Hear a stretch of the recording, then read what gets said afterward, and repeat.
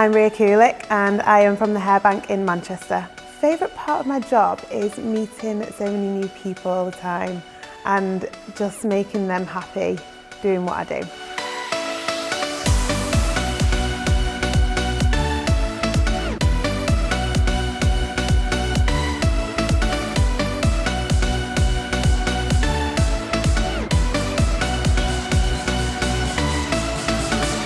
Signature look would probably be something quite glamorous.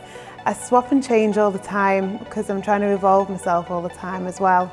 So I'll probably say my go-to sort of look is always like a really nice polished wave.